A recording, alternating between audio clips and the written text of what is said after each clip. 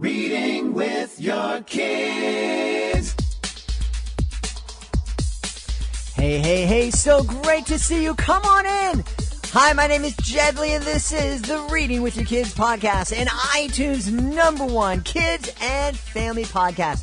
We're so very, very happy to have you today. I love my notes. I'm looking at my notes about our interview today, and there's all sorts of stars all over the page. Our guest today is Nancy Churnin. She is the author of a fantastic series of books that put a spotlight on little-known or unknown heroes and inspire kids to be heroes themselves. Hey, this is Jedley. You know, for years, I struggled to get back to a healthy weight. I had been an athlete all throughout high school and college. And then when I got into the real world and had a job as a social worker, well, I got to tell you, I just forgot about exercise, and I ate my way to a very, very unhealthy life. It would have been so much easier for me to get back to that healthy lifestyle that I loved in high school and college if I had a tool like Chronometer. We're really happy that the folks at Chronometer have decided to become sponsors and supporters of the Reading with Your Kids podcast. And you can find out all about their great product at our website, readingwithyourkids.com/fitness. readingwithyourkids.com/fitness. I mean, this is a great tool. It's a really great tool. It helps. Not only does it help you track your calories and help you track your exercise, but it also helps you track your nutrition. You know, you're just going on a diet and reducing calories. It's not the right way to go. You need to make sure that you're still having the right amounts of nutrients and proteins and the mix and all that kind of stuff. That's why Chronometer is so very useful. It's really easy to use. It helps you track 60-plus nutrients for 200,000-plus foods.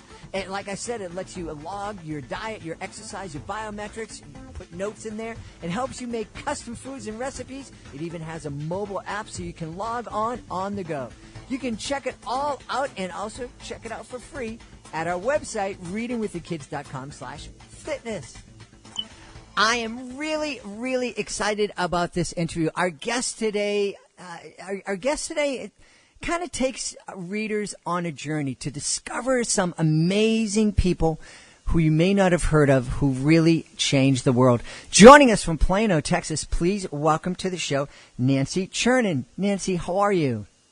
I'm doing great, Jed. Thank you so much for this warm welcome. I'm so excited to be on your podcast. You know, I was looking at the list of books that you've written, and I wouldn't know where to start. But I do know that one of the things I really love is that you love to kind of shine a spotlight on people who we may not have heard of that have done extraordinary things with the talents that they have and really changed the world for others.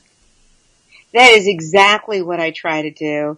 And I had to give all the credit. What started me on this journey was meeting a deaf man named Steve Sandy, who shared with me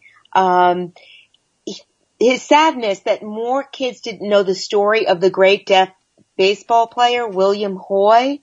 And Steve shared with me his dream that one day William Hoy would be in the National Baseball Hall of Fame. William Hoy is a 19th century baseball player, and people told him, hey, he couldn't play because first he was too small, so he practiced, and then because he couldn't hear, so he taught the umpires simple signs so that he could play, so he would understand what was going on. And those are the signs we still use today. And I told Steve that if he would help me, I'd love to write a story for kids so that they would know about this great hero, and maybe they'd write letters to the Hall of Fame and help him with this dream. And he said he would help me. And this is how my journey started.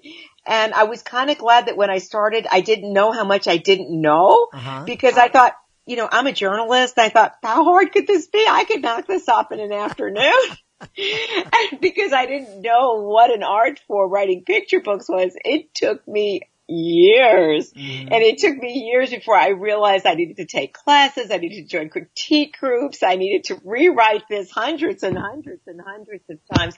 But finally that became the William Hoy story. kids have taken William's story to their hearts.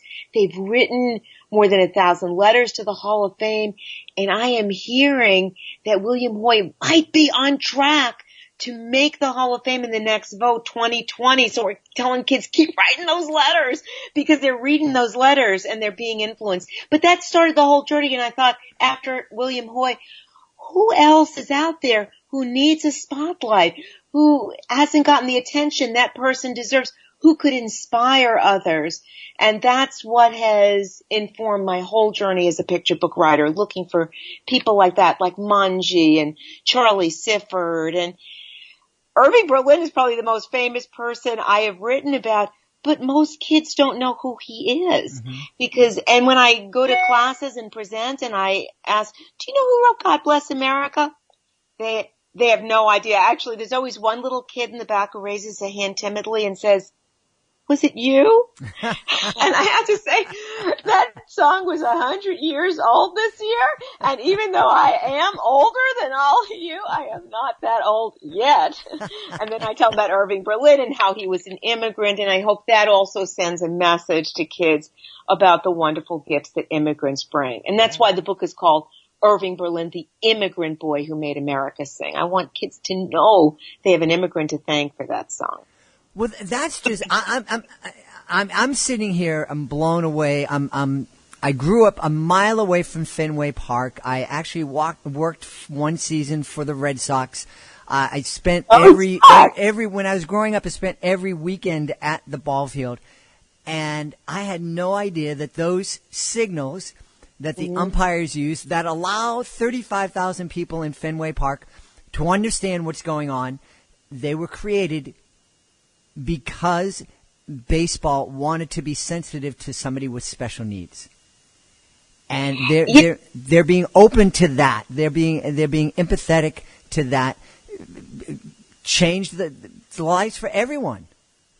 Yes, he made it better for everyone. And it was interesting, he wasn't the only deaf player at that time, but he had the longest and most successful career. He's about 14 years in the major leagues and played back when there were 4 divisions, there were 4 divisions before they whittled it down to the American League and the National League, and he played for so many teams. Wow. So, and he shared that and they welcomed him. But there was prejudice against the deaf at the same time. A lot of people think that he did not get into the Hall of Fame when he should have, because people didn't want to encourage signing back in the 19th century. And then later, now I think when people are even more open and inclusive than they were then, people forgot about him. So the whole purpose of the book was, hey, remember this guy? This is the guy. This is one of the guys we have to thank for those signals. And also he was such a great human being. And do you know he had a fascinating life? He lived from 99 years from Abraham Lincoln to John F. Kennedy. Wow. You've got to read the timeline in the back of the book. It's unbelievable. He threw out a ball in the World Series for the Cincinnati Reds when he was 99 years old, an honorary ball. There's photos of him, and it was even on TV. Good for him. That's beautiful. And what a gift. That must be such a gift for you, knowing that you're introducing kids to these really amazing people.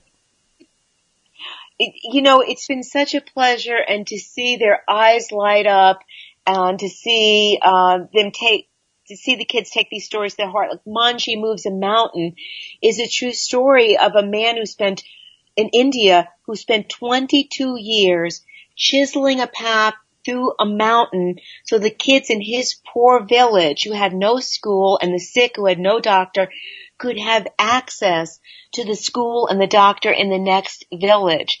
And this is a true story. And it is at once a true story and a metaphor they take into their lives, because with every book I have a project. And with William Hoy, who's writing letters to the National Baseball Hall of Fame, and with Manji, it's Move Your Own Mountain. And kids get that while he literally moved a mountain, they too can move mountains. Every time we do something to make things better for others in our schools and communities, we are moving mountains. And kids have been writing me letters about how they've taken it upon themselves to pick up trash or to befriend somebody who was sitting alone at lunch or in the cafeteria, about, singing to seniors, creating a friendship bench. There are just so many ways in which they can make a difference. And kids love that opportunity to make a difference in their world. So with each book, I have created a project, and with each book, I've created a page on nancychurnin.com, and there's a Move Your Own Mountain page. For Manji, there's a Hoy for the Hall page. For Charlie, Charlie takes a shot. All he wanted to get was a chance to play golf, and he couldn't play it at a time when it was segregated, and he wanted a chance to play on the PGA Tour. And finally he does get his chance, and finally he does win and opens the doors for others. Like, for instance, Tiger Woods considers him his honorary grandfather because he said without Charlie Sipper, he never would have gotten a chance to play. And that project is, we help them take their shots, and I'm hoping kids will share ways in which they've included somebody new in their friendship circle or their activities. Kids can make all the difference in the world, and I'm hoping that these books will not only inspire them, but will inspire them to bring their gifts out in the world for making the world a better place. Yeah. And I love one of the things that I think your stories do is it reminds kids that they don't have to be the biggest or the best or the richest, that they have gifts that can change somebody's world. And sometimes that idea, changing someone's world, it makes it more manageable. We're going to change the world. That seems impossible. But when we can change someone's world, take someone's world, make little changes, give little gifts, share our talents, and you can really make a huge impact on somebody else's life. That is absolutely true. And I think that all of the heroes and heroines that I am drawn to, they don't have big ideas about themselves. Mm-hmm. And as a matter of fact, you take someone like Manji. What was Manji? He was definitely, I always say that to the kids when I go in the classroom. Was he the biggest? Was he the strongest? Where was he strong? And they say in his heart. Mm-hmm. And that's true of all of the people I write about, strong in his heart. And also I tell them that, people laughed at him. People said you can't do this. Man can't move a mountain. It's there before you're born and after you die. But I said to them, if you will follow your dreams, don't listen to the people who are laughing at you. If you believe you can do something, you can make a difference. And each of these people has been, yes, William Hoy was not the biggest or strongest, strong in his heart. And Manji was not the biggest and strongest. Even Charlie was not a big guy, but did he give up when people mocked him and told him, no, you can't play. This is never going to happen. These rules are never going to change. Mm-hmm. I like to talk to the kids about perseverance and what it means to be strong in your heart, and also how your difference can be your gift. Mm-hmm. William Hoy didn't see his deafness as being a handicap. He was proud of being deaf, and his deafness was his gift because that's why he knew sign language. Manji thought differently. Everyone else said, you can't move that mountain. He thought differently, and that different way of thinking was his gift. Mm-hmm. With Charlie certainly had a gift for playing golf, but that wasn't the main gift because there were other people who could play golf really well. What he had was perseverance and a sense of fairness, and that he felt if he kept going and didn't give up, he would break down those walls, and he did. Yeah. Even someone like, Irving Berlin, all my people, he comes here as a 5-year-old refugee, doesn't speak a word of English. He doesn't even play the piano, never has a lesson. He just picks out the notes on the piano and ends up singing the melodies he hears in his heart to someone who writes down the notes. There are a million reasons someone like that should have given up. A million. But they persevered. They didn't worry about being small in their world. They believed they had something to give, and we all have something to give. Mm-hmm. Mm-hmm. We all have something to give. Every child out there, and every child out there is a little different. Nobody is exactly alike. Your difference is your gift. If you have a dream and a vision, if you persevere, you can get there. You can make a difference. Absolutely. And I love just imagining it. When I talk to an author about their books, I imagine a family sitting down and reading it together. And I am just imagining the wonderful, wonderful experiences a family can have sitting down and reading your books together. And not only that experience of that 20 minutes, half an hour of reading your books, but actually going out and doing the projects together and sitting down and writing that letter to the Hall of Fame committee together. So you're not just writing one letter. It's everybody got one from mom, one from dad, one from the brothers. Get the rest. It's Thanksgiving. Everybody, come on in and let's everybody write a letter to the Hall of Fame. And it really is empowering kids. And I always love for ways when a parent can have the security to kind of let their guard down and allow themselves to not be their kid's peer, but just kind of, I'm not perfect. I want to learn something here. Let's learn this together. Let's work on this together. I'm not the dad leading the way. I'm not the mom being the boss. We're doing this together. And I think your books and the projects are great resources to make that happen. Thank you so much. And, I'm so excited also about the newest project because each one is something very individual to the book. Now, Irving Berlin's is Make America Sing, and I want kids to share all the things that they love, the gifts that the immigrants have brought us, or from their own families, things that they're proud of. I want things they're proud of or things that they enjoy, and we can share the things that make America great. And the newest book, which comes out October 1st, The Queen and the First Christmas Tree, Queen Charlotte's Gift to England, is about a very different kind of queen. Because, a lot of kids think about royalty. Oh, it's all about wearing fancy tiaras and going to balls and, shining and glittering. Well, Queen Charlotte didn't like any of that. She liked her garden. She liked kids. She wanted to help others. She's one of the first royals who made charitable giving part of royal duties, and she brought the first Christmas tree in to Windsor Castle, but it was to delight 100 children and to give gifts. And but I put it in context. She's also someone who helped fund orphanages, so kids would have warm beds, welcomed kids at court who didn't have families, helped at maternity hospitals, and her project is a kind holiday. And for that project, I want kids to share stories of kind things they do for others at whatever holiday they celebrate and all year long. So it's not specific to Christmas. Mm-hmm. It's at whatever holiday you celebrate.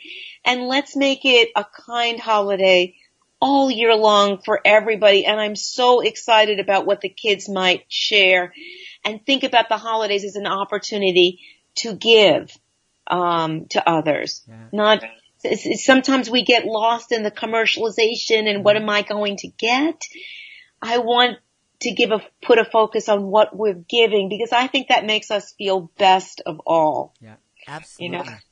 I love that. One of the things that I do in my educational magic shows is I have a little trick where I hand out little beads, and we end up turning the beads, individual beads, into a necklace in a magic way. But while the kids are holding the beads, I ask them to think about something they're thankful for. And I remember when I was developing the show, my son was in middle school, and he said, "Oh man, Papi, you're taking a big risk. You can ask some 8th grade kid what he's thankful for. You don't know what he's going to say." And he was right, and it was a risk, but we've been doing it now for about 15 years, and so we've asked literally thousands of kids what they're thankful for. And I think maybe 10 have said they're thankful for a thing like a car or a video game. No one said anything inappropriate. All the rest of the kids have talked about the love in their life. And I'm really blown away because every once in a while a kid will stand up and say, I'm thankful that I get to help this person or that person. And I think that's what you're, that is what you're touching with this brand new book, The Queen in the First Christmas Tree. That's exactly it. You got it. And I'm hoping that that's what kids will share. And I also feel the reason I've created a page, like a separate page on my website for each project, is I want to celebrate the kids who are doing these wonderful things and making a difference, but also so that their stories inspire other kids that they can read. They might get ideas from it. Well, wow, maybe we could do this at our school. What a good idea to have a friendship bench so that if somebody is alone, they could sit on that bench and we can grab them and include them in our games, or we can collect, food for the needy, or whatever it is. They can get ideas. We can celebrate them. They can share ideas. They can get inspired. And through that, the kindness will spread. I do think that's what makes people feel, that's what we're here for, isn't it? You know, I love reading. I've always loved reading, and I have my own favorite children's books of all times. Do you remember how Little Women started? Do you remember that book, Little Women? I actually read that. I think I was the only guy who read that in my neighborhood. It's just a wonderful book. But you remember, I never just forgot, I mean, the whole book, and I'm a big fan of Louise May Alcott, but there was that scene, that Christmas scene where they're all wearing, they've each got a little bit of money, and they think about what they want for Christmas, and they're trying to figure out, well, if I spend this much, I can have this much left over for myself, and this and that. And then they find out about a family in need, and they end up giving everything, pulling everything together and helping that family in need. And that made them feel better than anything. And good things came their way because of that. But that's not why they did it. Right. It does make you feel that's what we're here for, to help each other. Yeah, and you know, it's taken me a long time in life to kind of figure out, you know, if I eat this thing and I don't feel good after I eat it, I probably shouldn't eat it. And if I eat this thing and it makes me feel good, then maybe, you know, and I think it's the same with the way we treat each other. There's a lot of pressure on us in the media and pop culture to be selfish and to be, you know, kind of standoffish and to be cliquey and everything. But, you know, if you really analyze it, the things that really make us happy are those times when we're kind to somebody else, when something we do brings a smile to somebody else's face. That's exactly right. And that's why I'm drawn to writing about people who feel that way. Who have set out they had a dream, but their dream was not just to benefit themselves. It was to make the world a better place for everybody. I mean, Charlie Sifford and Charlie Takes His Shot, he keeps working at this effort to integrate golf when he's a little past his prime. I mean, his best years are his younger years, and he still doesn't give up because he is determined to break down that wall. And he only gets to benefit from that for a few years, and then he does go on to the senior circuit. But because of him, then young people growing up, then everybody knew that, you know, that everybody could play this game because he persevered. He didn't say, well, you know, I'm older now. My game is not what it was. He did end up winning a couple of tournaments on the PGA Tour, but definitely his best years had been behind him, and yet he didn't give up because he wasn't just doing it for himself. And that's true. I mean, and I think even Queen Charlotte was a queen. So you could say, well, she sit around doing queenly things, but she got a lot of satisfaction from doing for others, from helping others. As I said, the children, the gardens that everyone enjoyed. And she really, seriously, she was the one who didn't she left it to her mother-in-law to do all the fancy balls. That was just not her thing. And that was okay. It just also shows kids, hey, there are other ways to be royal. Absolutely. You know? Absolutely. Yeah. Well, we want everybody to definitely check out The Queen and the First Christmas Tree, but also want to check out all of your books. So you have a beautiful website. Tell everybody where they can connect with you online and find out about, because we've only scratched the surface here. There's a whole lot more going on. And so tell us about your website. I hope everyone will come and visit me on nancychurnin.com, and you'll not only learn more about the books, you'll find the separate page for each of the projects. You'll find trailers. You'll find all sorts of extra information. You'll see all the reviews. You'll have a contact page if you want to reach out to me and you want me to Skype with your school or community, or if I'm in the area and you want me to come and pay a visit. And I just love to hear from you. I love to hear from people. So, come be in contact. As I said, there's a contact page.